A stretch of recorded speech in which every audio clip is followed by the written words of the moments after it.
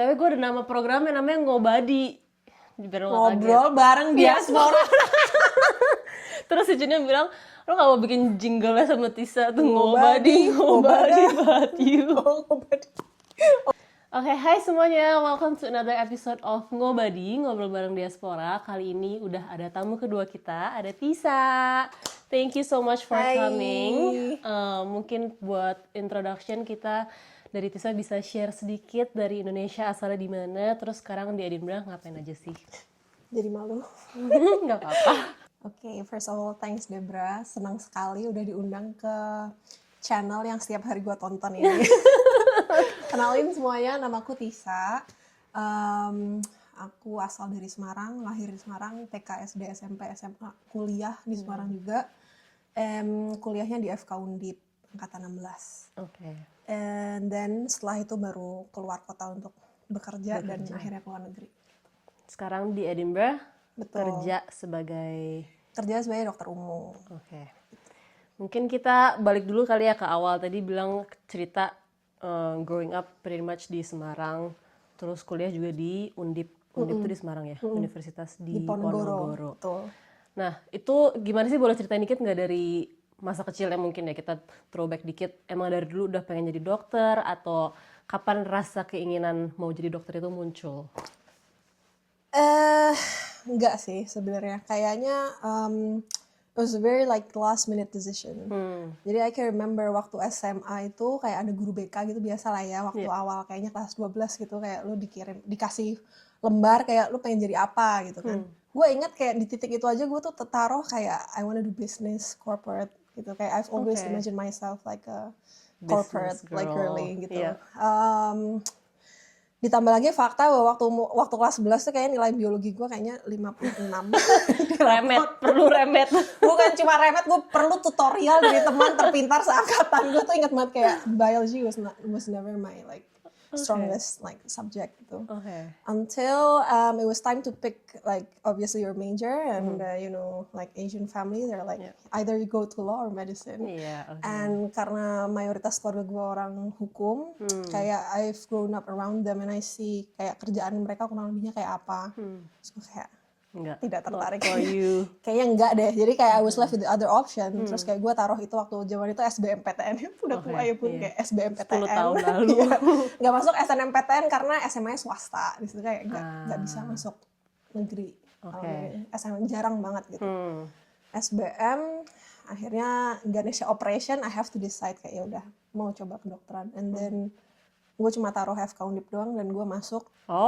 Nggak taruh univ lain sama sekali. Gitu kayak itu masalah untuk nanti. Kalau misalnya nggak masuk SBM baru kayak kita ujian mandiri kali ya di mana gitu. Sudah nggak dikasih keluar kota juga, jadi gue nggak bingung memilih di titik itu. Kayak ya the only option I've got ya FK UNDIP. Terus SBMPTN one shot dapet. Terus gue kayak beneran jadi dokter. Tapi berarti sebenarnya ada sedikit pressure dari. It was more of like a very like slow, kayak slowly but surely indoctrination gitu, if that makes sense. Jadi kayak pelan-pelan kayak akhirnya ya udah masuk. Gue juga lumayan adaptif orangnya, jadi gue kayak I try to make whatever I've got to work. You learn as you go. I learn as I go and I try to find like enjoyment in it gitu. Jadi nggak berasa juga sih gue kuliah lama. Itu kan orang selalu bilang kayak FK lama, FK capek. Gue sih ngerasa me and my friends in college kayak we had fun gitu. Kayak gue nggak ngerasa berbeda dari teman-teman gue yang kuliah yang lain juga sih. Kayak, that's nice. Because gue juga jarang dengar orang yang actually enjoy. I mean I don't know if you necessarily enjoy, tapi nggak yang kayak dragging it so much. No, I don't think I dragged it so much. Kayak FK tuh enaknya gini, kayak all the path is laid out for you gitu. Itu juga sebenarnya pedang bermata 2 sih. Karena gue suka iri juga sama teman gue yang kuliah di bidang lain, karena mereka bisa pilih nanti gitu. It's a lot more flexible. Pathnya aja lebih ada banyak. Kalau kita kayak ya udah fix 3,5 tahun sampai 4 tahun lu preklinik kuliah di kampus. Habis itu lu koas 2 tahun, habis lulus lu internship, udah habis itu lu kerja terus lu spesialis gitu. Makanya lots of doctors are ketika mereka selesai spesialisasi, it's as if their life has just begun. The real life gitu. Karena selama ini mereka cuma ngikutin the path yang mereka udah selalu dikasih tahu kayak gitu. Dan ya gitu. kurang lebihnya. Oke. Dan itu setelah lulus kuliah, habis itu berarti langsung cari kerja di Indo atau how's the process setelah lulus? Jadi seperti yang tadi gue cerita, jadi kan pathway-nya sebenarnya udah jelas tuh kalau orang di Indo kayak udah selalu lulus, ntar lu cari mau spesialisasi di univ mana gitu kan. Cuma waktu gue baru mulai koas, which is berarti tahun berapa tuh? Tahun keempat ya kuliah atau kelima gitu. Oma gue di sini yang perannya lumayan besar karena dia tiba-tiba kayak membuat suatu komentar ke gue gitu kayak she said out of nowhere karena habis ada broadcastan di WA itu dia bilang kayak Sa kamu jadi dokter di Scotland bisa nggak sih? She got like a video broadcasted on WhatsApp kayak video castle di Scotland sama Highlands gitu nggak sih kayak bagus banget nih kamu bisa nggak sih jadi dokter di Scotland? Terus gue kayaknya sih nggak bisa ya. Setahu aku sih kayak dokter kan sangat-sangat regional kan. You cannot just like travel, kayak nggak bisa pindah langsung kerja gitu aja gitu. Ada kualifikasi, harus penyetaraan dan segala macam. Nggak bisa deh kayaknya gitu. Meskipun gue juga kayak menarik nih gitu. Akhirnya gue balik ke kamar. It all started from a Google search. Curiosity-nya muncul dari sebuah statement itu. And then it all started dari pertanyaan itu. I started googling like how do you practice in the UK as a doctor, and the information is right there. Berarti dari tahun keempat itu sebenarnya udah mikir buat emang mau coba jadi dokter ke Scotland. I think that was COVID time. I think it was like 2020. Jadi beritanya di Google juga, maksudnya informasinya juga banyak banget karena waktu itu UK lagi butuh-butuhnya. Gitu. Jadi kayak itu lagi peak ya, kayak orang apa kita nyebutnya International Medical Graduate in IMG gitu ya. Untuk cari kerja di UK. Jadi kayak informasinya banyak banget. But you had experience di Indo juga sebelum ke Scotland. Itu dari kan itu 2020 nih, and you came here last year. Last year. So 5 years. Itu 5 tahun gapnya dari lu pertama kali mulai cari-cari di Google cara jadi dokter di Scotland sampai akhirnya ke sini. What did you do in between those 5 years? Jadi mulai dari Google search itu sampai sekarang ada di sini emang prosesnya kayak panjang banget. Jadi waktu itu kan gue masih ada 2 tahun koas to go. Jadi gue saat itu cuma cari info doang tuh. Kayak gue kayak sama udah mulai set goal. Kayak kayaknya gue pengen jalur yang lebih unconventional deh dibanding teman-teman gue. Karena dari dulu gue juga orangnya kayak emang pengen banget ekspor ke luar negeri. Itu nggak cuma jalan-jalan tapi kayak gue pengen tinggal di luar negeri dan kerja di luar negeri. Tapi jadi itu udah at the back of my mind. Kalau istilah zaman sekarang kayak mungkin udah di vision board kali ya gitu. Terus habis itu lulus. Prosesnya tuh baru bisa dimulai ketika gue lulus. Jadi proses Sorry itu banget untuk anak-anak gue, anak-anak awam. Jadi dokter tuh sebenarnya lu dari FK tadi berapa tahun? 4. Terus koas berapa tahun lagi? 2 tahun. 4 tambah 2 berarti. Ya makanya kayak asarannya 6,5 gitu lah. Jadi yang pertama itu lu punya gelar namanya SKED Sarjana Kedokteran, itu S1. Habis itu lu koas, lu baru dapat sumpah dokter. Tapi waktu lu lulus juga lu itu belum dokter beneran, lu masih dokter internship. Jadi license lu itu kayak istilahnya STR internship gitu. Jadi dulu cuma bisa pakai untuk internship dulu 1 tahun. Nah setelah lu selesai internship baru plus 1 tahun lagi tuh berarti baru lu bisa dapat STR definitif jadi dokter umum. Itu setelah 7 tahun tuh berarti ya total sama kuliah akhirnya bisa jadi dokter umum. Nah itu berarti pas di Indo udah lulus koas yang 4 plus 2. Habis lulus karena gue udah punya info itu semua, gue kayak udah mulai cicil. Sebelum gue berangkat internship waktu itu gue penempatannya tuh random tuh dulu sistemnya. Kayak lu cepet-cepetan klik gitulah. Kayak work buat ke Scotland ini? Buat ke internship di Indonesia. Nah gue dapetnya di Bali. Gue ingat gue ada kayak 4 bulan kosong tuh sebelum gue internship. Gue pakai itu untuk memulai proses tahap 1 pertama untuk gue bisa jadi dokter di UK, yaitu ujian bahasa Inggris. Jadi bisa ada optionnya tuh, lu bisa IELTS atau namanya OET, itu Occupational English Test. I've never heard of yang that. pada masa itu hanya ada, pada masa itu kayak lama banget, 2022 hanya ada di Medan.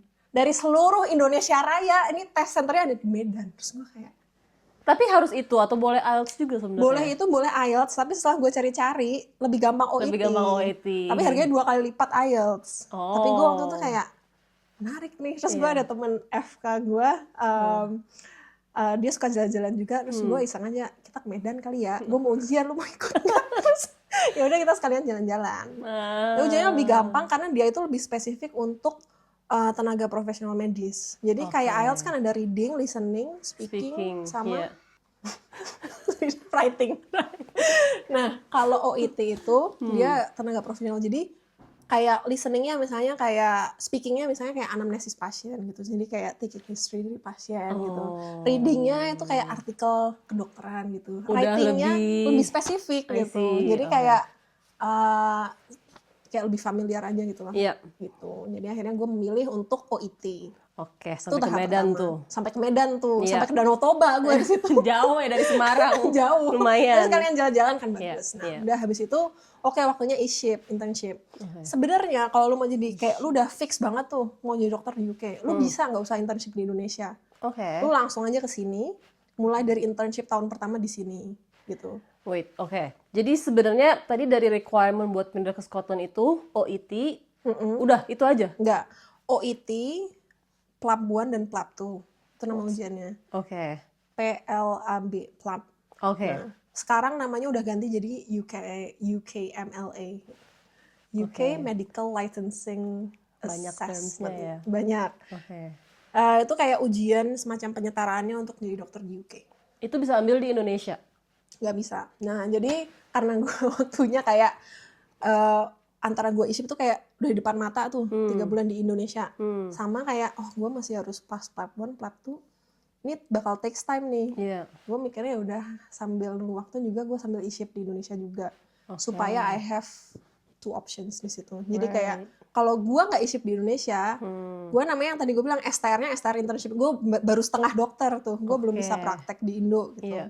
Nah, jadi kayak ya udah gue jalanin dulu internship sambil gue jalan proses yang satunya lagi juga. Akhirnya I think the time works well, tapi emang it takes more time. Jadi kan 2022 tuh gue OIT lulus, 2022 sampai 2023 gue internship di Bali. Isip di Bali sambil gue persiapan untuk ujian PLAB 1 tahap satunya itu gitu. Itu ujian tertulis, ujian teori. Enaknya adalah gue waktu itu ada temen yang pas lagi internship di Bali juga, dan dia juga pengen jadi dokter di UK. Jadi gue jadi kayak punya teman belajar, jadi bisa kayak keep accountability gitu. Terus pas selesai isip Mei 2023, gue udah jadwalin juga di bulan Juni itu ujian PLAB 1. Gitu. Jadi udah timeline-nya lu udah kayak bisa udah sangat works out mepet well. Ya. Bahkan Mei itu, jadi kayak gue ingat tuh isip nggak sampai selesai, gue kayak izin 1 minggu terakhir untuk gue ujian PLAB 1 di Australia. Ujiannya di Australia. Jadi PLAB 1 ini senternya banyak di seluruh dunia. Tapi senter yang terdekat dari Indonesia adalah di Australia, di Sydney. Itu paling dekat tuh dari Indonesia. Kalau nggak salah ingat, paling dekat nomor 2 tuh Dubai. Jadi karena jauh kan. Terus paling dekat ketiga kayaknya India. India kan sebelum Dubai. Ya pokoknya gitulah maksudku. Jadi nggak ada yang di Singapura gitu, nggak ada. Jadi kayak emang harus travel gitu. Jadi akhirnya gue ke Australia. It's just a 3 hours exam pilihan ganda gitu, kayak teori. Sebenarnya bisa online ya? Nggak, iya sebenarnya bisa online. Tapi enggak. Harus dijaga. Jadi harus kayak paper, waktu masih paper. Masih yang kayak bulet-buletin. Gue juga nggak ngerti kenapa. Tapi kayak nggak pakai komputer. Itu tapi was it hard to get a slot buat PLAB 1 itu atau? It was quite hard. Jadi karena gara-gara COVID itu jadi ada bottleneck. Jadi kayak banyak ujiannya banyak yang di cancel gitu kan. Jadi otomatis kayak banyak influx orang yang kayak udah nunggu dari tahun-tahun sebelumnya gitu. Jadi makanya gue book ujian untuk itu Mei 2023 itu gue booknya dari Agustus 2022. Gitu. You cannot just go to a website and kayak book ujian buat bulan depan, nggak bisa. And that's why hampir setahun. Itu yang ngambil waktu paling banyak sih. Gitu. And was it hard? Kayak apakah pilihan gandanya it's something that you also learn di Indonesia atau you need to? I think I had like a 6 months preparation. Jadi kayak gue subscribe ke kayak online question banks gitu. Yang mana detailsnya, if anyone's interested, I would like let them know it's fine.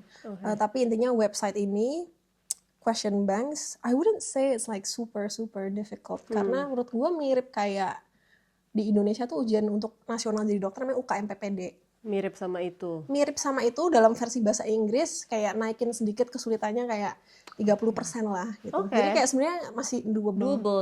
Dibandingkan ujian penyetaraan ke US itu beda atau lagi. Australia, Iya. itu level kesulitannya jauh. Makanya gue kayak sadar diri dengan kemampuan otak gue. Jadi gue kayaknya oke nih ujiannya UK gue bisa kerjain lebih manusiawi. Gitu. I see. Jadi ya Baru tahu. Asal kayak preparation time-nya oke. Yep. You expose yourself to like enough question banks, it's definitely doable. Okay. And you said And ada it's cheap as well. berapa kalau boleh? I think it was around like 6 juta rupiah. Okay. Or like 8 million, I can't remember. Tapi kayak nggak nyampe 10 untuk ujian pertama itu. Iya. Dibandingkan ujian untuk ke US tuh kayak ratusan juta, ratus. Ada yang 6 bilang, juta gue nggak sama tahu detailnya juta. karena gue nggak pernah pengen ke US. Iya. Tapi katanya kalau lu pengen ke US tuh you have to at least siapin ya 500 juta ke atas. That's what I've heard. So I'm like, okay, I'm not willing to like gamble that amount of money for such a difficult exam. Otak gue nggak nyampe situ. Gitu. Itu reasoning dibalik kenapa gue pilih UK. Selain karena celetukan oma gue yang bilang Scotland itu ya. Iya. Gue juga consider negara lain yang English speaking. Ya, terus kayaknya UK yang paling bisa nih. Oke. Tapi berarti emang dari awal sebenarnya udah condongnya ke UK karena your grandma asked that question. Satu, gue ngerasa UK juga is a very interesting country. I'm not being sarcastic. I genuinely think it's very interesting karena satu, geographically it's very interesting letaknya. Yeah. I like how it's really like sebelahnya Europe.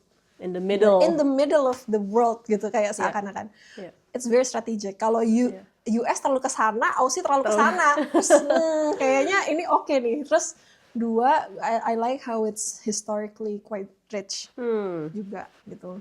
I like, you know, like you get what I mean, like museums and things. Terus tiga, I eliminate all other non-English speaking country. Kayak banyak dokter ke Jerman juga kan, dan segala macam ke Belanda gitu.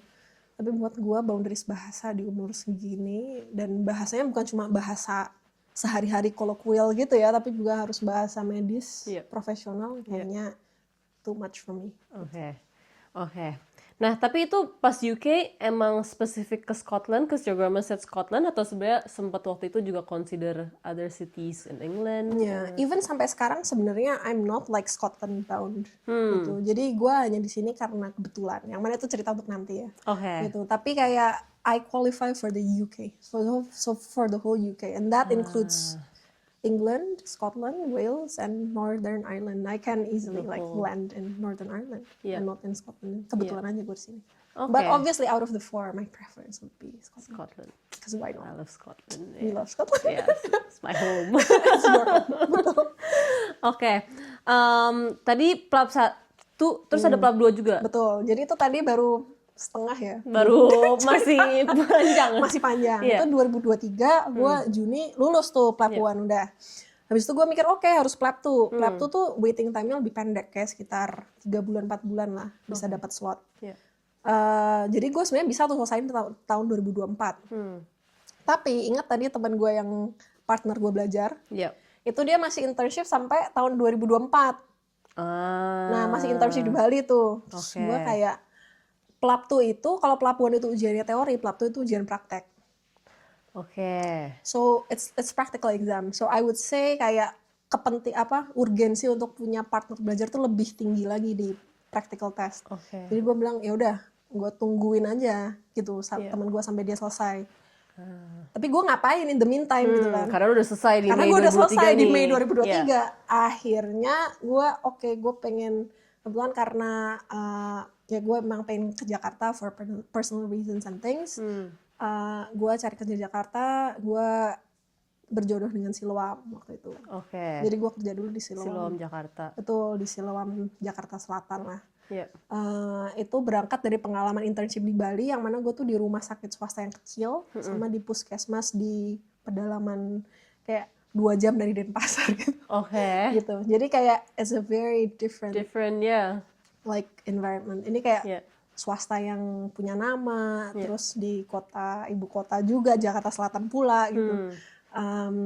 So it was, jadi itu mulai kerja di situ Agustus kayaknya. 2023. Ya, Juli apa Agustus 2023. Gitu. Habis itu ya sebelum itu kalau dokter tuh lu harus punya kualifikasi gitu juga. Sebelum itu gue kayak ambil ACLS sama ATLS namanya. Banyak banget Tisa, gue semoga bisa keep track dengan semua nama-nama Tapi ini. kalau pendengarnya ini dokter, kayaknya bisa paham gitu. Karena ini kayak suatu normal sih untuk kita, tapi mungkin untuk awam kayak nggak kelar-kelar.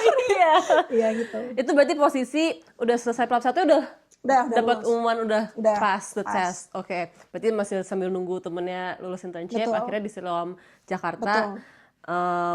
How's that experience beda dari tadi you mentioned di Bali? Yeah, it's very nice. I ended up in a very very nice Siloam, like environment kerjanya enak, terus workloadnya juga manageable, tapi kayak juga good mix of like patients and things. Waktu itu rumah sakitnya spesialisasi untuk kayak ginjal dan urologi gitu, so it was quite interesting. Itu salah satu rumah sakit swasta di Jakarta yang bisa perform transplant ginjal. Kalau nggak di RSCM di situ gitu, so it was quite an interesting experience. Terus it was good fun. Sampai sekarang gue masih teman baik dengan dari rekan-rekan kerja yang di situ juga. Gitu. Dan gue kerja kan kayaknya cuma 8 bulan ya di situ. Itu sebenarnya I would say it's hard. Nah terus habis itu, sorry ya gue agak. Iya nggak apa-apa. Tapi kayak habis itu udah tiba nih waktunya, temen gue udah mau kelar internship. Oke, kita harus ujian nih bulan Mei 2024. Oke. Akhirnya gue itu di Aussie juga? Enggak, jadi kalau PLAB 2 hanya ada di UK. Jadi PLAB 2 itu hanya diadakan di test center di Manchester. UK, gitu. So gue mau nggak mau harus kesini, dan biasanya untuk ujian praktek ini kita ikut akademi dulu sebelumnya, pelatihan gitu 1 atau 1,5 bulan sebelumnya, atau bahkan orang ada yang 2 bulan. Di Manchesternya? Banyak, jadi ada yang buka akademi di London, ada yang di Manchester. Gue sama teman gue ambil dari rekomendasi anak UI yang sebelumnya udah pernah ambil ujian ini. Kita ended up in an academy in Blackpool. It's like, itu kayak tingkat kriminalitas di UK kayak nomor 1 kayaknya. Gue bahkan nggak tahu pikiran. Blackpool tuh kayak apa ya? Itu kayak kota yang kalau Senin sampai Jumat tuh kota mati, Sabtu Minggu tuh rame karena ada pantai di situ. It's a bit like Brighton, I would UK. say. It's near Manchester. It's like 1 or 2 hours from Manchester. Lo bisa cari. Mungkin lo bisa jalan-jalan ke situ, Debra. Dengan kriminal yang belum nomor 1. Kan ada pantai. Weekend ya dia. Iya. Mungkin kalau udah ada habis. Ada ini roller coaster tertua di UK, mau nggak lu naik? Nggak, takut. Iya itu. Lu naik roller coaster ya? Nggak, makasih, gue fokus belajar aja. Kalau misalnya gue naik itu nggak ujian gimana? Iya benar. Takut. Nah terus habis itu udah harus siapin tuh dari bulan Januari kayak akomodasinya, terus visanya, terus akademinya, ujiannya gitu kan. Tibalah waktunya gue harus bilang sama atasan gue di Siloam ini bahwa gue harus resign. Gitu. Karena kalau cuti kan nggak mungkin, karena gue persiapan itu aja 1,5 bulan ujian, jadi ya gue harus pergi dari situ 2 bulan. Nah itu kayak nggak bisa lah gitu. Dengan berat hati akhirnya gue harus resign. Itu sebenarnya juga berat sih Deb, karena ini bukan nanti kalau maju lagi ke timeline selanjutnya, it's almost like kayak harus pindah di saat lu tuh baru mulai nyaman gitu. Kayak it's like people always say like, you know, you have to go out of your comfort zone dan segala macam. Tapi sebenarnya gue inget banget omongan atasan manajer gue direct waktu gue mau resign, kayak dia bilang kayak, you know, that's right, tapi kayak also like there's nothing wrong with comfort. There's nothing wrong with being in your comfort zone. Terus gue kayak, okay, that made me think.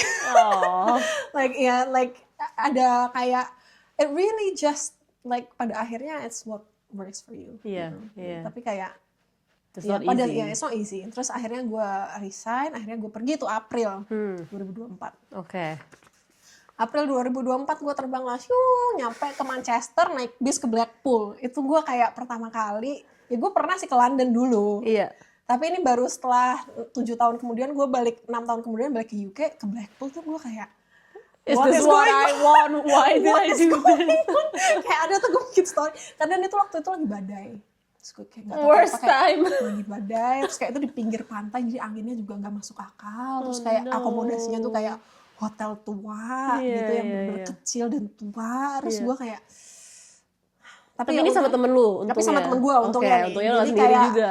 Gak sendiri kayak orang hilang banget tuh. Nah terus And then habis itu gue mulai tuh akademi, kayak ikut kelas-kelas segala macam. Banyak orang-orang internasional lainnya yang juga ikut kelas di situ kan, to prepare for the exam. Dan akhirnya I made really good friends with a couple of people there. Kayak akhirnya gue sama temen gue ini,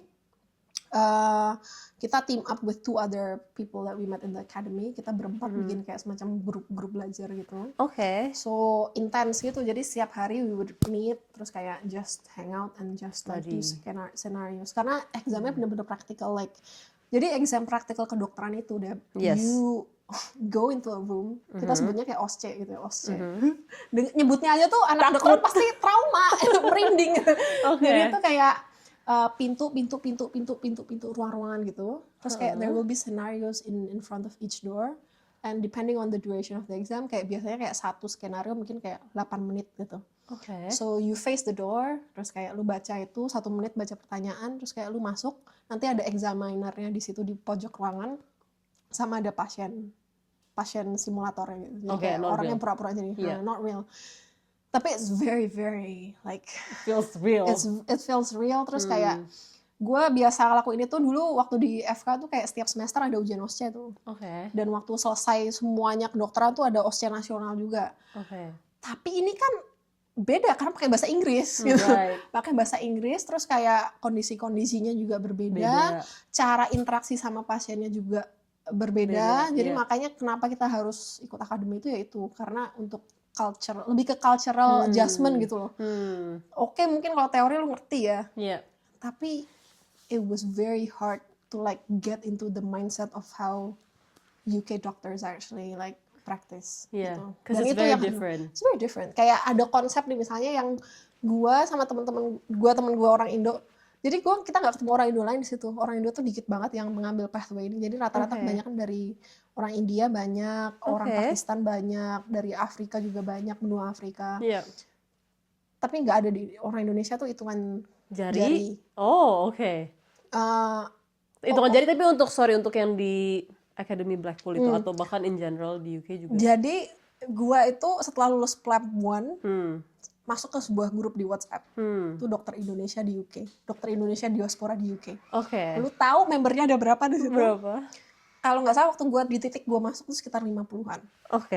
Sekarang mungkin grow jadi sekitar 60-70 ya. Tapi itu include orang-orang yang belum praktis di sini. Waktu itu kan waktu gue masuk gue belum praktis di sini. Jadi mungkin yang bener-bener udah kayak level konsultan, kayak udah di sini. Ya segitu aja tuh kayak semua orang Indonesia yang jadi dokter dari paling junior sampai paling senior. Dan itu include yang kuliah FK-nya di Indonesia dan yang kuliah FK-nya di UK. Kalau kuliah FK di UK kan nggak perlu penyetaraan. Kalau yang kuliah FK-nya di Indonesia hitungan jari menurut gua, kalau nggak salah hitungnya. Kalau sekarang mungkin karena udah ada yang generasi gua muda-muda ini kayak mulai, nggak tahu sekarang jadi mulai lebih trendy ya, anak UI banyak yang imigrasi ke sini ya. Itu jadi lebih, tapi tetap aja sih nggak nyampe 100. Which is shocking. Karena it's very shocking. Kembali lagi tadi. Karena nggak tahu ya, mungkin suami gue orang Malaysia, and I've heard so many of his friends are doctors atau pharmacists. Dan kesannya tuh banyak kalau orang Malaysia. So pas denger 50 untuk seluruh dokter, agak off track sedikit ya. Kalau menurut gue sih emang I don't know what it is about Indonesians. Kayak gue pribadi sebelum gue googling, gue nggak tahu ada opsi untuk lu bisa keluar negeri untuk kerja sebagai dokter. I didn't even think it was possible. That's what I thought. Makanya juga gue tertarik buat ngobrol sama lu karena gue mikirnya penyetaraan mungkin in my mind it's gonna be as hard as how you think it is buat ke US, kayak udah mahal, terus nggak gampang juga. Jadi kayak jarang juga dengar orang yang apalagi udah lulusan Indo terus tapi penyetaraan ke UK. It's a very rare occasion gue ketemu. Itu karena kayak gue juga akhirnya kenapa harus direlek ke Google karena gue nggak punya senior yang bisa gue tanya loh, kayak entah kalau rata-rata teman gue tanya sama teman gue yang dari India gitu misalnya, mereka bahkan kayak udah punya senior yang bisa ngasih mereka guidance gitu loh, kayak ini lu ujian ini terus lu ini, kayak banyak yang bisa ditanya gitu. Tapi gue waktu itu ngerasa dari Indonesia tuh jarang banget. Gue inget banget gue googling, gue cari di YouTube Dokter Indonesia UK, nggak muncul apa-apa. Maksudnya kayak gue jadi mikir sebenarnya ada nggak sih yang yang ada di sana gitu. Sebelum gue masuk grup itu gue nggak tahu bahwa ya ada, tapi ya mungkin nggak semuanya ada di sosial media gitu ya. Berarti emang awareness-nya aja kayak nggak, ya awareness-nya satu. Ya kembali lagi menurut gue satu kendala bahasa sih. Even dalam kedokteran pun kita tuh sangat menggunakan bahasa Indonesia banget. Lu tahu kan kayak jurnal kedokteran tuh kan rata-rata internasional gitu kan dari luar negeri. Kita kalau ngadain jurnal reading, kita translate dulu itu ke bahasa Indonesia, baru kita bahas dalam bahasa Indonesia. Segitunya kita nggak pakai Inggris gitu loh dalam keseharian kita, maksud gue gitu. Jadi just the thought of even like practicing medical in English tuh kayak sesuatu yang, unless lu misalnya ambil dulu tuh ada namanya jurusan FK internasional tuh, UI sama UGM sama UNER punya kayaknya. Itu mungkin mereka pakai bahasa Inggris ya. Tapi kalau lu FK reguler lu tuh kayak orang lu pakai bahasa Indonesia aja lu belibet gitu. Nah terus satu itu bahasa, nomor dua juga orang Indonesia ya banyak sih yang misalnya kayak kita suka keluar negeri, tapi menurut gue lebih banyak lagi yang sebenarnya juga cukup nyaman di Indonesia, which I do not blame at all, karena kayak dari cuacanya, dari makanannya, dari orang-orangnya ada nyamannya kangen ya. Especially gitu. you said your experience di Siloam juga oke gitu. Jadi kayak ya itu nomor 2-nya. Terus nomor 3-nya itu nggak pernah disosialisasikan. Kayak Indonesia lumayan, dunia kedokteran Indonesia itu lumayan tertutup. Dalam arti kita nggak masukin dokter dari luar, kita juga nggak mengirim dokter keluar. Gitu. Jadi kayak kita nggak pernah tahu ada option ini, unless you hear it from somewhere. Unless you hear it from your grandma. Unless you hear it from Google. That's right, Dan exactly. jadi Google. Oke. Menarik banget, karena gue juga jarang dengar orang Indonesia yang kesini. But ya tadi di Blackpool udah academy, Plato, terus tadi nyampe timeline-nya sampai di Plato. You pass. Nah terus and then belajar, and then we passed. We passed. It was a very. Was it hard to pass? Kayak rate orang. I don't remember the exact rate. Tapi you cannot just pass. Like you can also fail the exam. Lumayan challenging, dan namanya practical exam, you cannot really like predict. Sorry, my hands are starting to get. No, that's that's why I'm like putting it inside, terus kayak keluar. Nah, jadi ujiannya tuh kalau nggak salah inget 16 station. So that's tadi yang ruangan-ruangan yang gue bilang tadi. Ada 16 dan ada 16 skenario, and then you just face it on the D-Day. Jadi lu bisa bayangin kayak gambarannya. Lu kalau cari di Google tuh prep to exam, nanti orang bisa lihat kayak ada simulasinya. Lu dokter-dokter ini kayak kita kayak ngantri gitu, berbaris gitu untuk masuk, kayak nanti berdiri di depan ruangan, terus nanti keluar tenot, terus waktu habis, keluar udah bahasa Inggrisnya, time's up gitu. Terus habis itu lu geser ke ruangan selanjutnya. Kayak gitu. Next terus sampai 16. Itu siapa yang menilai? Dokter-dokter di sini? Nah itu di setiap ruangan itu ada examinernya itu dokter-dokter di sini, konsultan-konsultan di sini gitu. And then I think kriterianya tuh waktu itu harus lulus 11 dari 16 atau berapa gitu lah. 11 dari 16 station. Tapi gitu. It's an objective, maksudnya gradingnya kayak, karena I don't really know. Gradingnya itu komponennya kalau nggak salah ada 3. Jadi kayak interpersonal skills, which is like your skill to like interact with your patient. And then I think the other one was probably communication. I don't remember how that was different from interpersonal. Terus yang satu lagi manajemen apa ya? Kayak cara lu mendiagnosis dan mentreat kondisi pasiennya itu gitu. So it's a mixture of 3, which I think is quite objective sih. Kayak OSCE memang susah sih untuk seobjektif ujian tulis ya. Di mana-mana kita dari dulu kayak it's quite subjective, but it's they try. It's practical. It's practical. Udah tuh habis itu lulus. Sorry tadi Plap 1 you said 6 jutaan, ini Plap 2 Plap 2 itu I think was around 18. Lebih mahal dikit lah ya. Lebih mahal, akademinya mungkin sekitar 10 juta. Gitu. So 18 nggak termasuk akademi ini ya? Nggak, akademi ini kan kayak dia pihak terlepas gitu kan dari ujian resminya, third party. Jadi terserah lu ikut akademi yang mana, tapi kurang lebihnya segitu. Which I think is still reasonable. Harganya masih untuk lu penyetaraan ke luar negeri itu sangat oke. Again dibandingin US Aussie. Atau ya even lu daftar spesialis di Indonesia juga lu harus punya modal di situ. Nggak murah juga. Nggak, ya mungkin nggak semahal itu, cuma kayak it's not completely free. Yeah. Oke, terus lulus plat 2. Lulus plat 2, abis itu tuh bulan Juli 2024 ya. Terus udah tuh lu bisa dapat namanya GMC registration, alias itu kayak STR definitif. STR definitif di Indonesia tuh surat tanda registrasi. Intinya kayak lu terregistrasi nih jadi dokter, lu bisa jadi dokter sekarang. Di UK nih. Itu di Indonesia STR, di UK tuh GMC registration ini, General Medical Council registration. Gue daftar tuh udah tuh teteh bengeknya. Daftar lagi, birokrasi. Jadi langsung dapet apa? Jadi itu lu harus kayak dokumen-dokumen kayak gitu loh, yang sangat amat ribet sekali ya, karena kayak ya birokrasi lah. Jadi kayak itu capek banget tuh ngurusin dokumen dari organisasi ini kayak, terus dokumen dari inilah pokoknya. Karena kalau yang dari India segala macam misalnya, karena mereka udah sering ya ngurusin kayak gini, lebih cepat, lebih satset gitu. Mungkin karena Indo juga kayak jarang kan ngeluarin dokumen-dokumen ini, jadi kayak agak panjang. Udah tuh akhirnya dapat GMC registration, sambil waktu itu gue ambil pelatihan lagi namanya ALS di UK. Banyak banget. Itu kayak mirip ACLS dan ATLS yang tadi gue sebut di awal, tapi versi UK-nya. Versi UK. Karena itu katanya kayak UK, US. Jadi kalau dunia kedokteran tuh ada US, UK gitu. Kayak they don't blend. Beda. You know, beda. Kayak meskipun sebenarnya potato gitu, tapi kayak beda. Kiblatnya udah beda gitu. Jadi kayak akhirnya gue harus ambil lagi itu. Kemudian gue pulang. Nah, setelah gue pulang, akhirnya sampai mana tadi? Gue dapat kesempatan lagi untuk ngambil namanya clinical observership, yaitu 1 bulan kayak gue cuma observer aja di UK. Gue balik lagi ke Edin waktu itu Agustus 2024. Oh, berarti ini udah balik ke Indonesia. Terus tapi abis itu mau ambil observasi ini lagi, atau itu sebenarnya nggak harus? Atau itu sebenarnya nggak harus, tapi karena portfolionya kayak harus diperkuat untuk lu dapat kerja di sini, akhirnya gue ambil itu. Jadi 1 bulan di sini gue kayak cuma observer aja di rumah sakit, ngelihat how things work. Gitu. Dan di situ lu pilih Edinburgh. Di situ gue dapat kesempatannya di Edinburgh. Jadi kayak it's very hard to get one opportunity, so I just take whatever I get. Dan waktu itu dapat kesempatannya di Edinburgh, di rumah sakit yang sekarang gue kerja. So it's quite a full circle moment. Tapi itu padahal lu nggak pilih, it was just nggak pilih karena dapatnya itu aja, jadi kayak gue mau nggak mau gitu. Gitu, terus akhirnya gue dapet.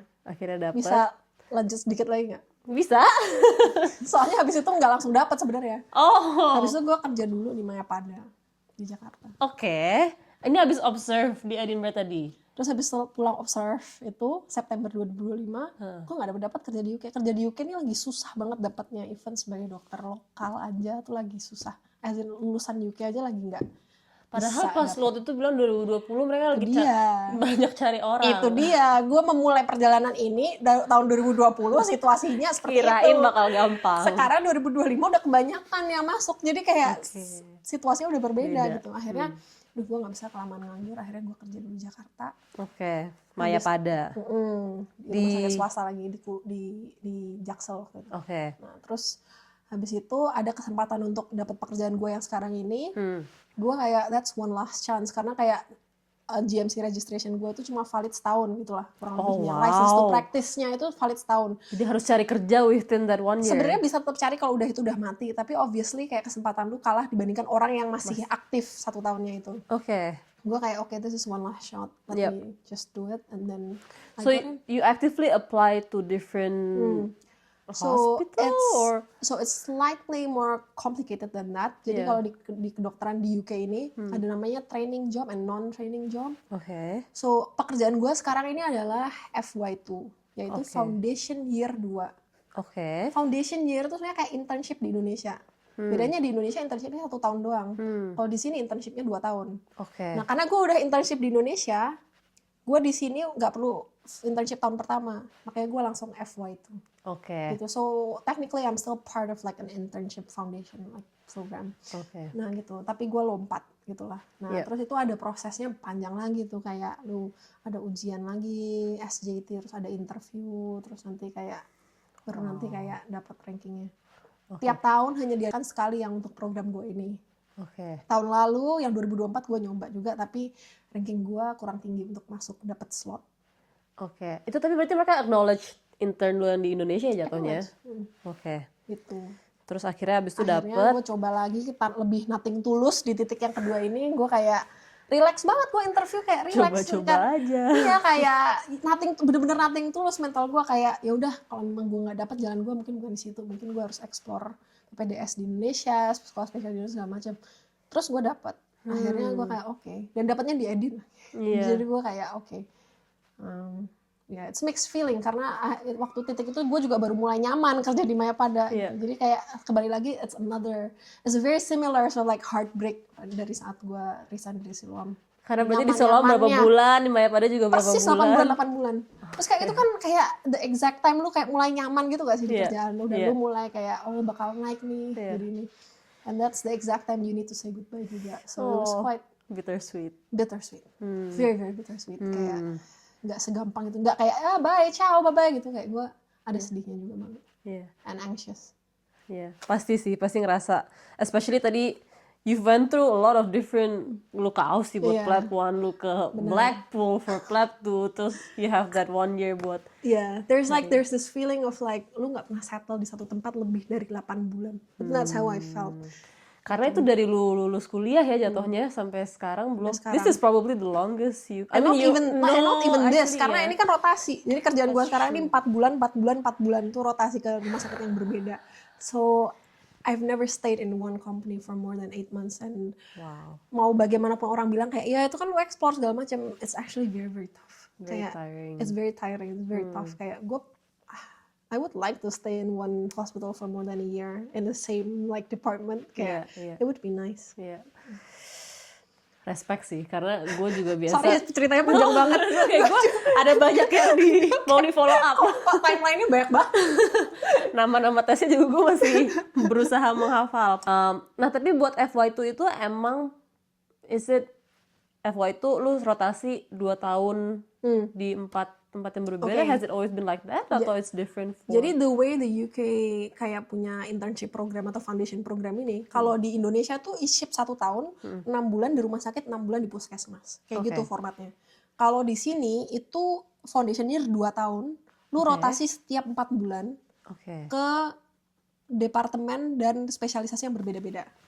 Kayak semacam biar lu cobain gitu loh rasanya di spesialis itu kayak apa. Kayak management program ya kalau di bisnis ya. Iya, kayaknya semacam equivalent kayak gitu.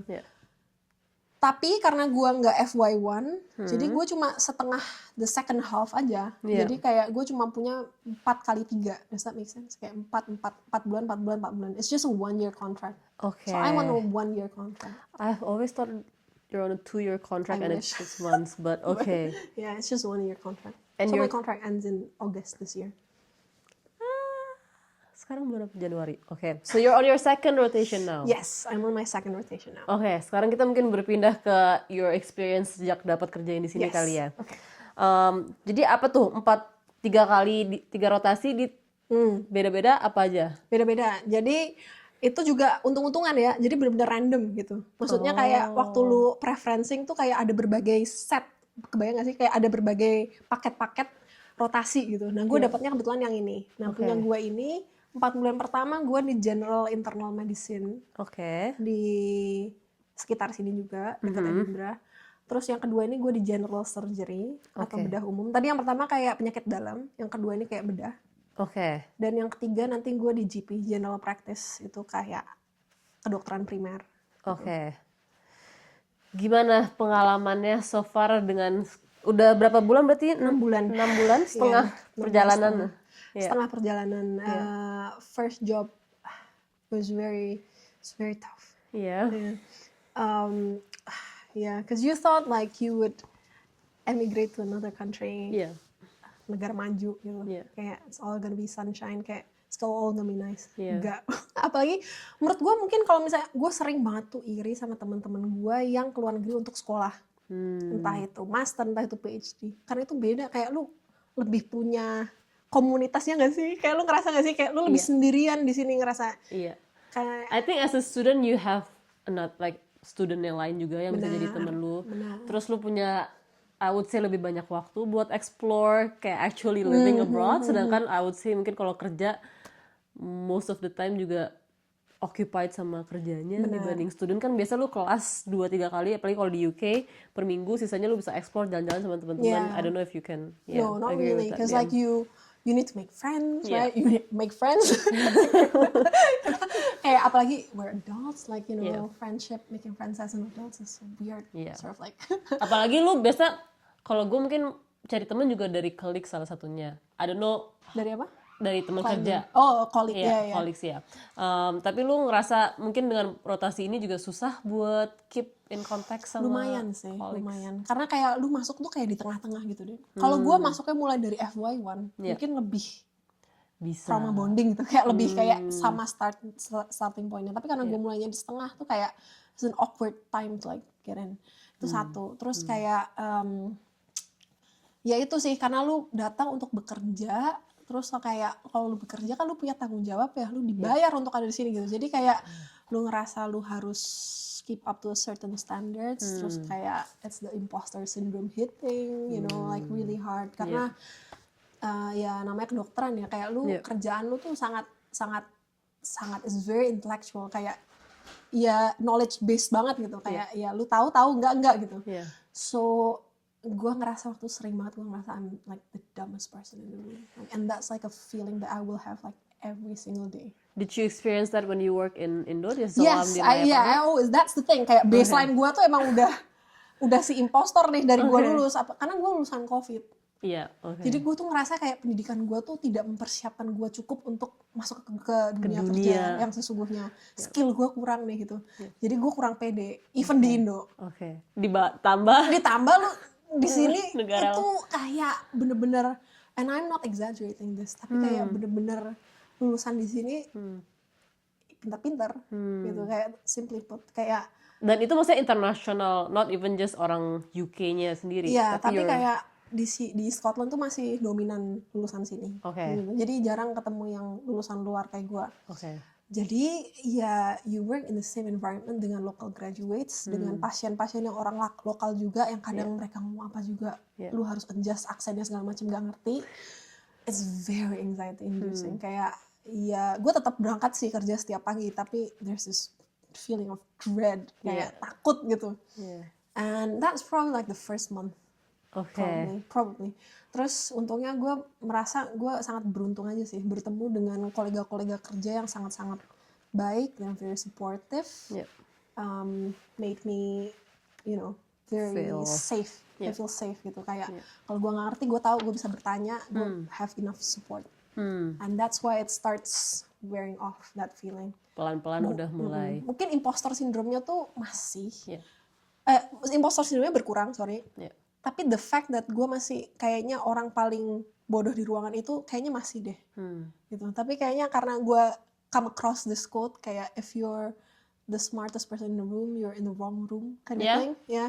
Itu sejak gue came across that quote, I'm like, okay, so I'm in the right place then. Gitu. Because you have a lot of things to learn. You have a lot of things to learn, there's so much room to grow. So daripada gue ngeliat itu as like a weakness, I start looking at it like as an opportunity. To learn. So, wow. Yeah, that's very inspiring. Dan I think imposter syndrome, gue pun juga merasakan. Universal. Tapi ya, I can't imagine. Maksudnya medical, even termsnya, again, the language is one thing. Karena mungkin kalau di bisnis kan slang-slang English juga masih lebih sama. I don't know if you, like that's also something that you. Yeah, I think, and also like kualitas. Medicine-nya juga ya. Maybe I think this goes to the next question. Really? Kayak bedanya, maksudnya sistem kesehatan, or just how you treat people di Indo sama di Scotland, how different? Let's say the UK ya. Yeah, the UK. So Indonesia tuh lucu. Kita kan negara lucu ya. Negara imut, terlalu banyak jokes. Kayak Indonesia itu sistem kesehatannya antara lu pakai asuransi atau lu bayar private atau lu BPJS, kan gitu ya konsepnya. Kalau lu punya uang cukup ya rata-rata orang akan punya asuransi gitu supaya lu bisa berobat ke rumah sakit yang tempat gue kerja dulu itu. Nah kalau BPJS lu ke RSUD, sayangnya menurut gue di pengalaman gue yang kurang adalah gue belum pernah kerja di RSUD. Itu aja sih perspektif yang gue belum pernah dapat. Tapi gue denger ya teman-teman gue lah kurang lebihnya kayak gimana. Nah kalau di UK itu mirip. Jadi menurut gue BPJS itu sebenarnya mirip kayak kayak NHS di UK. Jadi kan di UK ini kita sistemnya namanya NHS, National Health System. Itu adalah sistem di mana lu bayar pajak, itu udah include kan sama NHS. Jadi kayak segala hal medis kesehatan yang lu perlu semuanya tercover, lu nggak perlu bayar. Itu namanya kan universal health coverage gitu. BPJS tuh bener arahnya ke situ tuh arahnya sebenarnya. Bedanya cuma mungkin dia nggak inklusif di tax. Lu realize nggak sih di Indo kalau lu bayar BPJS tuh nggak inklusif di tax. Jadi lu nggak bayar pajak terus termasuk BPJS, enggak, lu bayar BPJS sendiri. Terpisah. Gue pernah tanya sama nyokap deh. Kenapa sih nggak jadi satu aja ya? Karena tax return di Indonesia masih kurang. Masih kecil. Jadi, ya gitu, jadi makanya harus dipisah. Anyway, arahnya udah bener tuh. Gue suka BPJS karena BPJS orang benci ya, tapi kayak dunia sebelum BPJS lebih it's a lot worse. Paling enggak sekarang they have a chance, you know, kayak orang-orang nggak punya uang masih bisa di-treat. Gue denger cerita dari teman gue di Filipina, mereka nggak punya such thing. So if you don't have money, you can't do anything. Dan itu that's the end of it. Jadi BPJS is not entirely bad, tapi it's also not perfect. And I think the only issue ya funding gitu. Kayak gue bukan expert ya dalam bidang ini, gue belum sekolah public health segala macam, tapi funding. Bedanya NHS ini menurut gue lagi struggling juga, tapi fundingnya masih jalan. Jadi gue ngerasa sebagai medical professional, gue di rumah sakit gue bisa fokus pada medical treatment pasien-pasien gue. Jadi kayak gue nggak harus pusing mikirin kayak masalah insurance dan segala macamnya ini loh.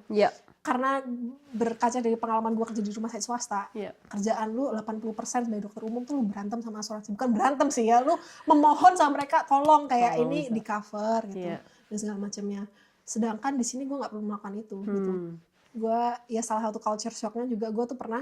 Jadi di sini kan rutin ya kayak, oke, lu order darah bloods untuk pasien itu sampai besok dicek lagi. Terus kayak bloods tuh apaan yang dicek? Karena kalau dulu gue spesifik tuh FBC, CRP, fungsi ginjal apa-apa. Karena setiap komponennya itu ada harganya beda-beda lagi tuh. Jadi kayak lebih ke mindsetnya lebih ke situ gitu loh. Kayak ini yang bayar budget. Siapa? Iya, bikin budget gue. Terus kayak gue kayak ya udah order aja yang menurut lu appropriate. So it's like if you think this is appropriate, your patient will get it. Like they will get the scan that you think is necessary or the treatment that you think is necessary without having to think kayak ke cover nggak ya sama BPJS, ke cover nggak ya sama asuransi gitu. Mayoritas di UK kan NHS, tapi ada sedikit percentage yang kayak orang kalau mau go private bisa juga. Persentasenya di sini mungkin 10%, sedangkan di Indonesia 80% private.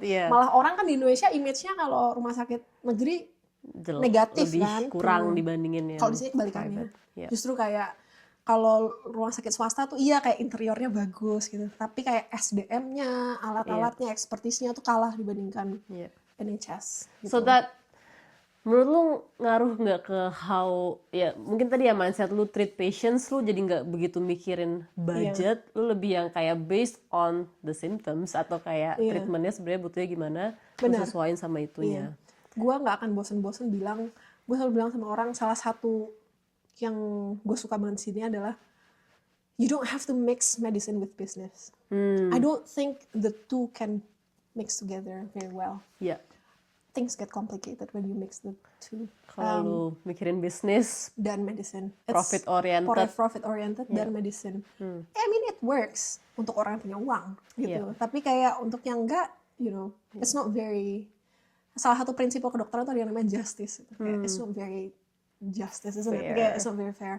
Karena nggak accessible untuk semua orang. Gitu. Jadi kalau di sini gue sangat suka itu sih aspek kayak lu nggak perlu mikirin ini orang mampu bayar atau enggak dan segala macam. Dan it frees like itu benar-benar membebas, kayak there's this free sense of freedom that I got as a professional. Do you ever think BPJS mungkin nggak sih bisa sampai selevel Bisa NHS? Bisa banget. It all just takes money. Pajak money, kayak tadi ya. Dan kayak funding sama menurut gue ya willingness dari orang-orang berkuasa ini untuk mengubah beberapa aspek dari BPJS yang mungkin melimit dokter-dokter untuk bisa mendeliver kualitas pelayanan yang optimal. Ya kan? Jadi kayak dokter Indonesia tuh sebenarnya kasihan deh, kita tuh kayak sering disalahin ya, padahal sebenarnya kita tuh kepentok sistem. Kayak mayoritas dari kita itu mau banget gitu pengen mendeliver the best care that we can. The system doesn't allow us to which is what the NHS is also experiencing. Tapi just on a completely different level menurut gua. Semuanya struggling nih, tapi kayak NHS strugglingnya di sini, BPJS mungkin strugglingnya di mana nggak tahu. Gitu. So, wow. I think gua mau minum kopi sedikit. Boleh. Banyak ngomong ya, jadi kita break dulu dikit. I think I agree sih to some degree. Karena mungkin gue juga di Indonesia datangnya, ya dulu gue pakai private insurance, jadi I'm not used to kayak struggling buat dapat medical. Tapi I think looking at how Indonesia is, banyak banget orang-orang yang juga nggak mampu buat have that insurance. So I think it's important, to continue improving BPJS sebisa mungkin and make it more accessible. Mungkin salah satu yang kelihatan banget juga, primary care di Indonesia tuh nggak sekuat di sini. Lu notice nggak? Di sini lu pasti register sama GP, terus first point of contact-nya GP. Nah, kalau di Indonesia tuh sering first point of contact-nya itu, apalagi di daerah-daerah yang lebih rural ya, itu kayak nggak tersedia, makanya orang langsung masuk ke rumah sakit, langsung lewat IGD, terus rumah sakit jadi overwhelmed. Seringnya kayak gitu. Dan gue juga ngerasa secara data, kayak di sini everything is registered. You as a patient, lu ke GP, ya udah jadinya karena first point contact-nya GP, semua data lu medical history-nya apa, terdaftar semuanya, lu mau abis itu treatment apa, nanti bisa ketahuan. Sedangkan di Indonesia lu bisa kemana-mana. Gak ada tuh namanya continuity of treatment tuh gak ada. Lu misalnya berobat ke rumah sakit swasta A, lu diinvestigasi apa segala macam, di treatment di situ, lu ke rumah sakit B, lu ulang lagi dari nol, gitu kan. Sedangkan kalau di sini tuh medical history lu bawa kemanapun lu pergi, gitu. Jadi your next treatment juga lebih all rounded. Karena dia bisa melihat dari yang sebelum-sebelumnya, kurang lebih gitu. Terus tadi satu gue inget, kalau untuk orang yang bisa afford private insurance, Indonesia is the right place to be. I'm not gonna lie, kayak lu tahu sendiri, kayak private healthcare di Indonesia sebagus apa, lu ke rumah sakit swasta secepat apa, semuanya treatment nomor 1 VIP lah. Tapi it's just not fair, karena nggak semua orang bisa akses itu. Sedangkan orang komplain di NHS ini karena kayak waiting time gue lama banget, gue harus nunggunya ini. Itu tapi it's fair, it applies to everyone. Itu sih bedanya. Kayak harus lu timbang-timbang juga. I guess tapi one thing, ini gue nggak tahu ya. I don't know if I'm gonna even include this or not. Tapi kayak kalau secara private, do you think dokter-dokter juga jadinya oversell, kayak ngasih terlalu banyak obat? I don't know. I think just having conversation with Chun yang juga, dia ngerasa kayak di Indo, ya udah lu obat semuanya dikasih, antibiotik semua dikasih. Does that also that's a bit tricky. It's very tricky. But definitely, again, if you mix medicine with business, it all becomes very complicated. Fair. Tapi kayak gue nggak bisa bilang semua dokter Indonesia kayak gitu.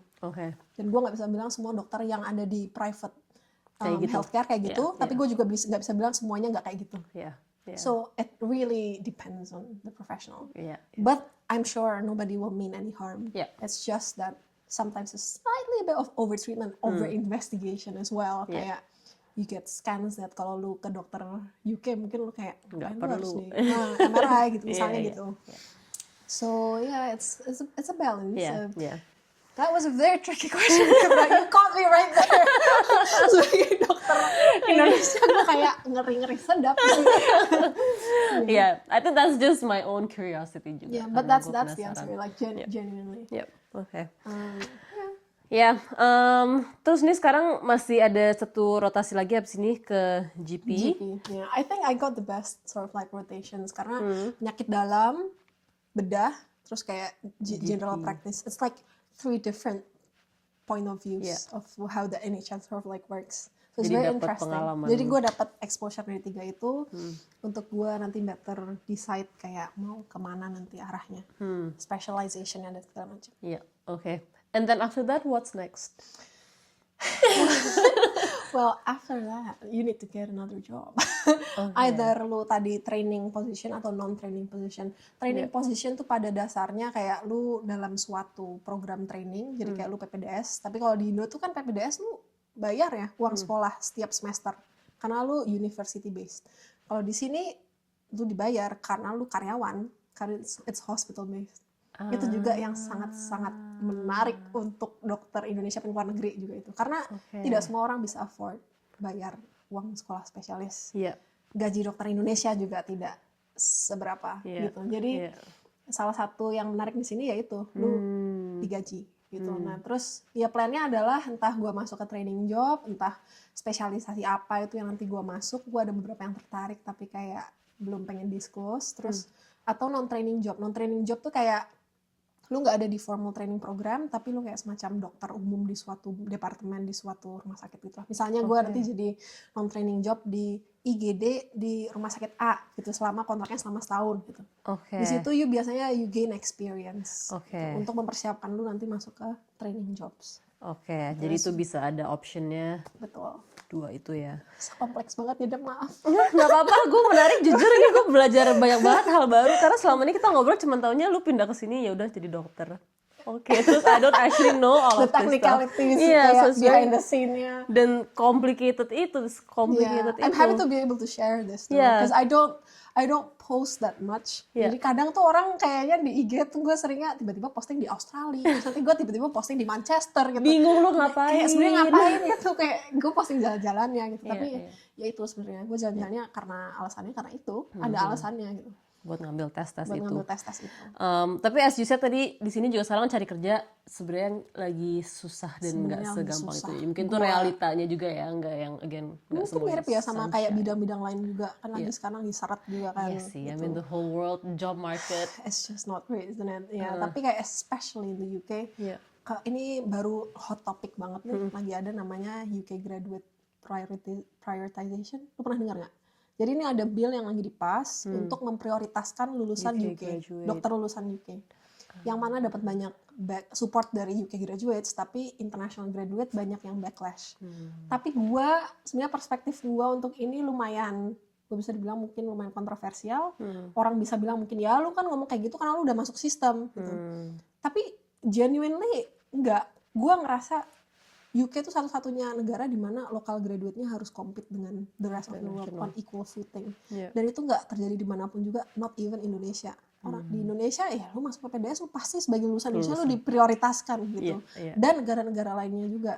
Jadi gue bisa mengerti kenapa ini harus diadakan dan kenapa ini, karena banyak local graduate yang jadi unemployed kan gitu. Jadi mereka butuh ini untuk mereka dapat kerja. Which is not great for me, but it's reasonable. Like it makes sense. Understandable gitu. Karena dokter lulusan Indonesia juga pasti akan demo sih. Kalau misalnya tiba-tiba lulusan sini lu impor lulusan negara lain, tapi lulusan lokal lu sendiri nggak dapat kerja. Karena literally sampai lulusan sini pada harus pergi ke Aussie, pada pergi ke Kanada, ke US gitu. That's quite sad. It's really sad. So Dan itu biasa ada timeline-nya, are you gonna start applying soon or? Yeah, I'm gonna start applying soon, maybe in March. Untuk kayak, karena tadi kan selesai gue kontrak ini Agustus. Hopefully I can get something by then. If not, then worst case scenario, I might have to go back home first karena visa gue habis, and then apply from home. And I'm just really open to like possibilities. Dibilang stres, ya stres karena kayak teman-teman seangkatan gue rata-rata udah masuk pendidikan spesialis masing-masing di Indonesia yang sangat-sangat kaliber ini. Terus gue kayak banyak momen di mana gue mempertanyakan pilihan hidup gue juga, kayak kenapa sih I just don't go the easier, more, it's not easier tapi kayak it's more certain. Kayak lu lebih paham tuh nanti jadi spesialisnya gimana dan segala macam. Udah yang tadi gue bilang path-nya udah kayak ada yang ngikutin aja gitu, lu penuhi gitu. Tapi well, setelah kerja 6 bulan sini I don't regret it. It's been great. And for you, even if you go back to Indonesia, tetap bisa apply lagi buat lagi, dan kalau ternyata who knows, kayak takdir gue ternyata emang di Indonesia gue bisa mulai apply untuk di Indonesia, atau misalnya ternyata gue tiba-tiba pengen S2, gue juga bisa apply S2. There are lots of options and I'm not in a rush and I'm fine. I start making peace with uncertainties. Having your own timeline, gak usah banding-bandingin.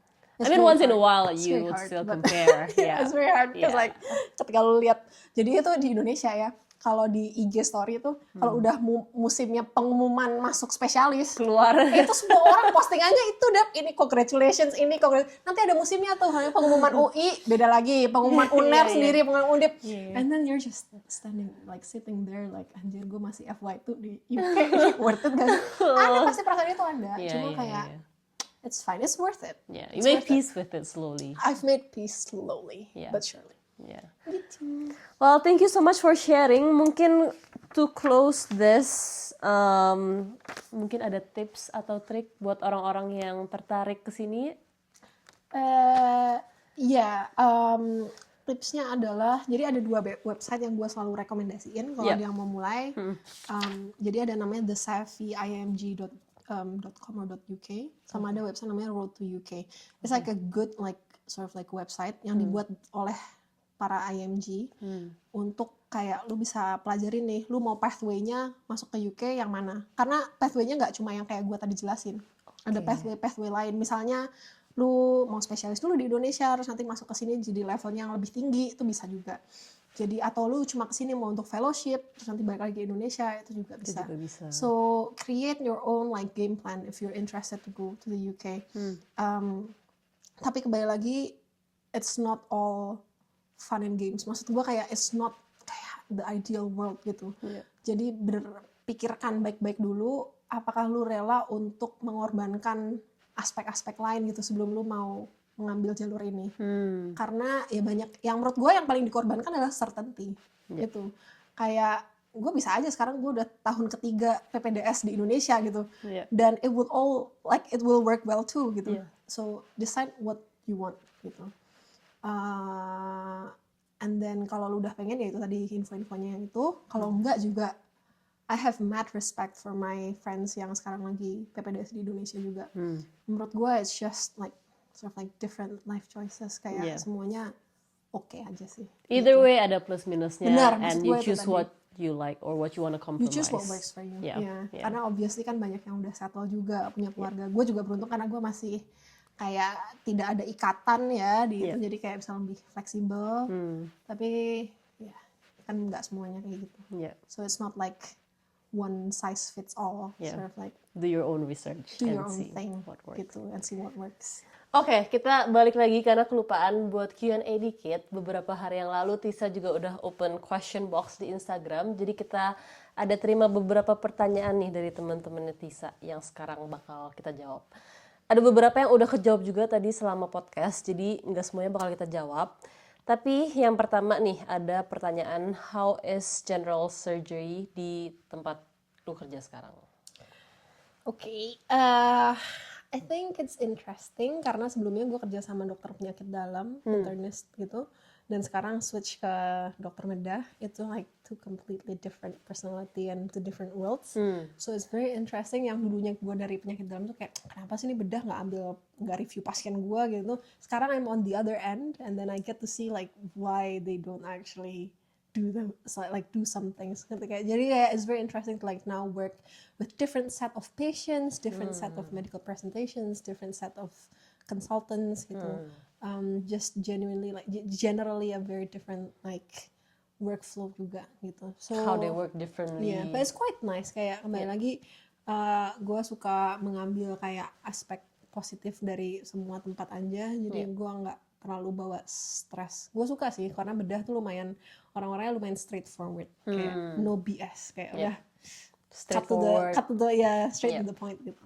Dan biasanya pasien datang very unwell, bedah pulang they become well. So there's those things. Sedangkan kalau penyakit dalam tuh sering, really kompleks. Kayak mungkin dia punya sakit stroke atau apa, udah lansia, udah ini demensia segala macam, lebih rumit aja sih.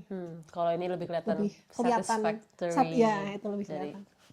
Oke. Next question nih, menarik. Is your pharmacist in the UK better than in Indonesia? Mungkin rada siapa yang nanya ya, kayak farmasis mana yang lebih mendingan? yang nanya namanya Chunyang. Mister Kue bukan? No, this question is actually very interesting. Karena salah satu culture shock gue di sini juga di UK itu sangat multidisciplinary timnya sangat solid. Jadi kayak lu kerja itu lu nggak cuma dokter kerja sama dokter gitu aja. Atau paling mentok kan kita kayak ngira dokter kerja bareng sama perawat gitu kan. Kalau di UK tuh bener-bener ada semuanya untuk semuanya. Kayak lu kerja sama fisioterapis, sama farmasis, sama dietitian, sama occupational therapist, tuh pokoknya semua lu kolaborasi, sangat kolaboratif gitu. Dan mereka I would say meskipun kaptennya si konsultan ini, tapi kayak they have like equal role gitu. Nah, in terms of mana yang lebih baik, it's hard to say karena obviously di UK gue lebih banyak encounter sama pharmacist. Jadi gue tahu juga how good they are. They're really good. Like they save my like multiple times. You can bleep that. But like benar-benar mereka tahu, they know what they're doing. They're an expert in medications and doses and interactions dan segala macamnya. So they're really really good. Not to say farmasi di Indonesia pada nggak bagus, cuma gue jarang come across sama mereka aja, gitu, which is a shame. Which I think the Indonesian medical system can improve dan kayak bisa belajar dari UK aja, kayak juga bahwa harus involve nih loh kayak semua tim-tim lain ini dalam mengurus satu pasien ini supaya kayak lebih holistik. Gitu aja. Do you also think kayak bahkan perawat di sini juga lebih dihargai?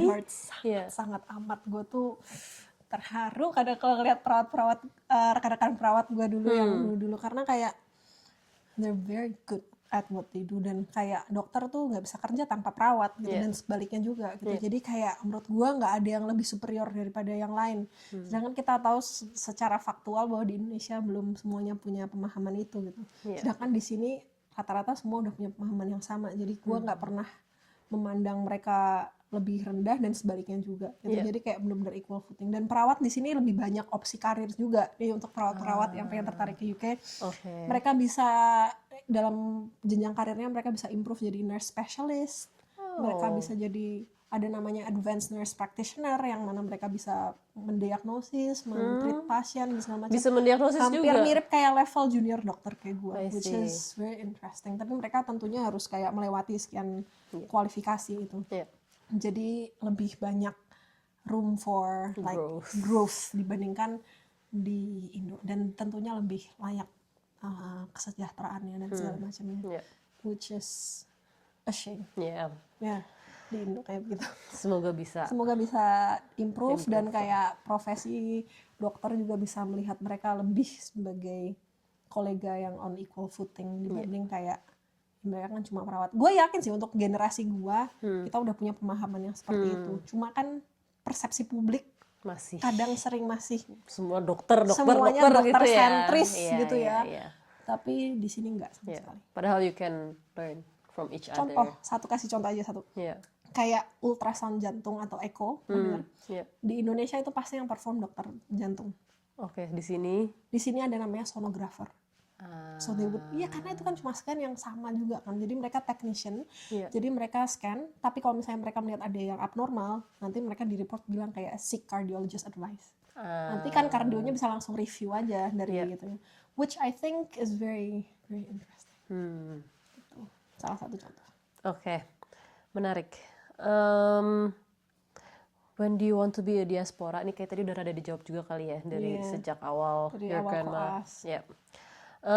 How do you decide what you want to do after being a general practitioner?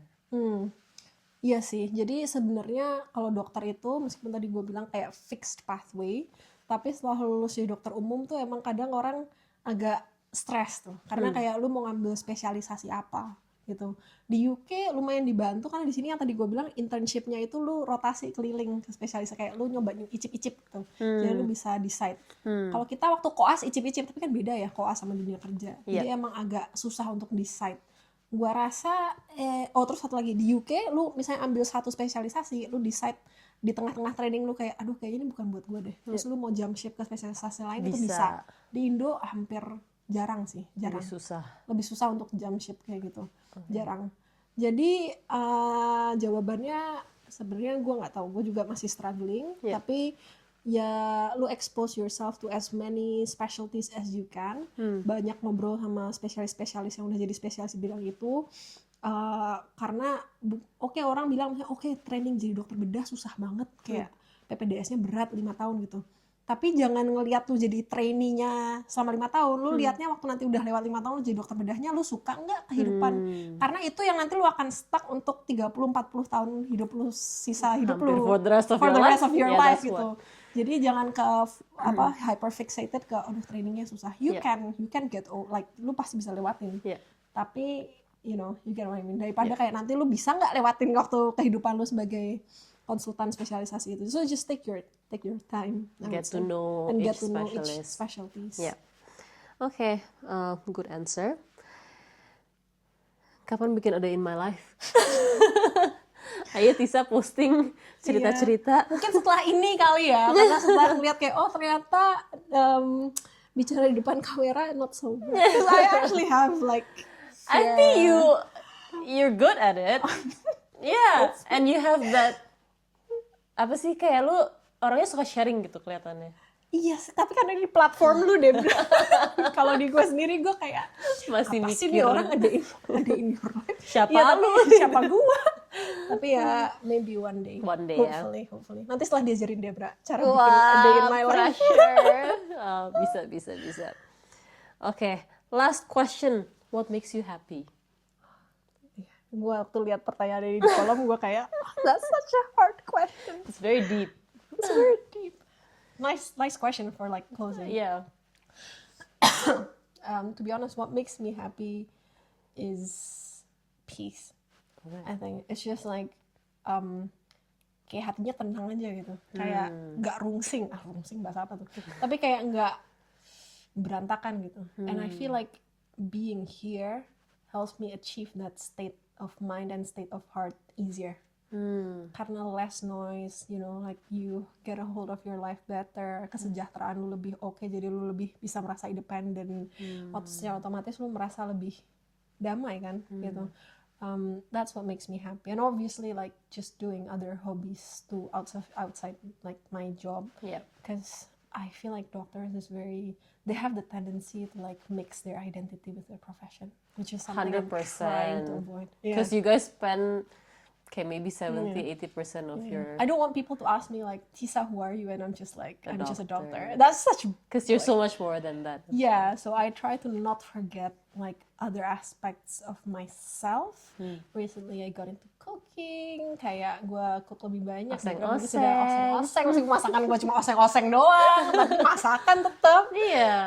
Terus kayak I recently got a piano, because that's obviously like a part of me since I was like 4. Okay, well, thank you so much for sharing. That's a lot of information, but very helpful. Semuanya nggak information overload. No, I think that's fine. Especially kalau yang para dokter-dokter pasti udah lebih familiar juga. I think that will be very helpful for them. Iya, nanti kalau misalnya mau tanya-tanya lagi, bisa kontak ke Debra. Tisanya langsung juga bisa.